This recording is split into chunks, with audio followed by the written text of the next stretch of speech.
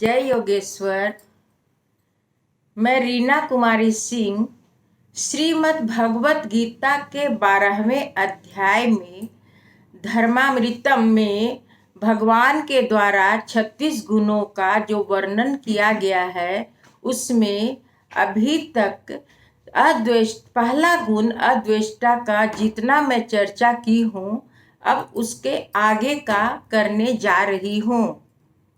सप्तपदी में पत्नी जिस प्रकार पति को आश्वासन देती है उसी प्रकार भक्त को भी शादी के पूर्व भगवान आश्वासन देते हैं। इसलिए गीता के प्रथम गुण उन्होंने अद्वेष्टा सर्वभूता नाम कहा है। व्यवहारिक तौर पर असफल और अयशस्वी होने पर मानव अपना ही सर पीट लेता है। यह छोटे और संकुचित मन का परिणाम है।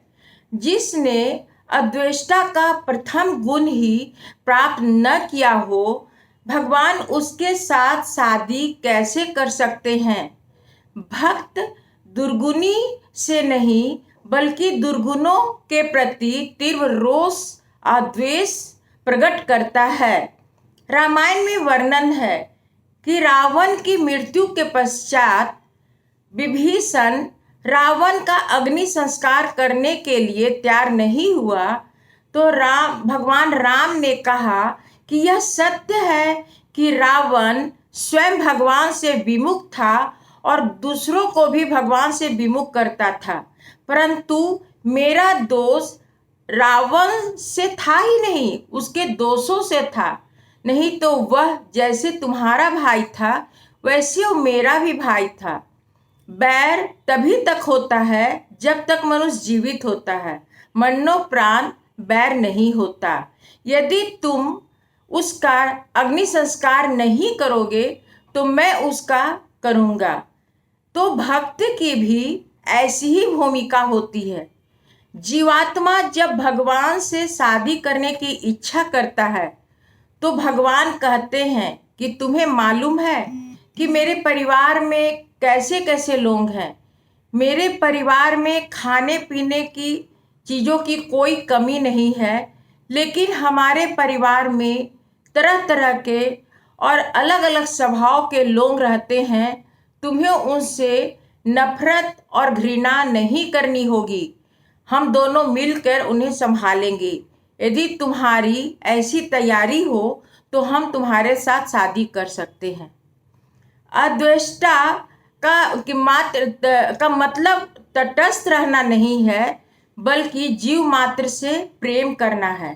भारतीय संस्कृति के अनुसार वर शादी का प्रयोजन वर कन्या का संबंध नहीं अपितु दो कुटुंबों का संबंध है। इसीलिए भगवान पूछते हैं कि हमारे कुटुंब के लोग प्रमदा, मदिरा और लक्ष्मी 3 प्रकार के दारू पीने वाले हैं। क्या तुम उसके साथ प्रेम से रह सकोगे?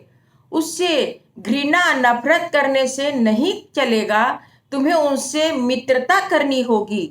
इसीलिए भगवान ने अद्वेष्टा गुण के तुरंत पश्चात ही मित्रता मैत्र कह डाला है। यदि यह भगवान का चर्चा आप लोगों को अच्छी लग रही है तो इसे लाइक और सब्सक्राइब अवश्य कीजिएगा ताकि आगे भी भगवान के चर्चा इसी प्रकार चलती रहे। धन्यवाद।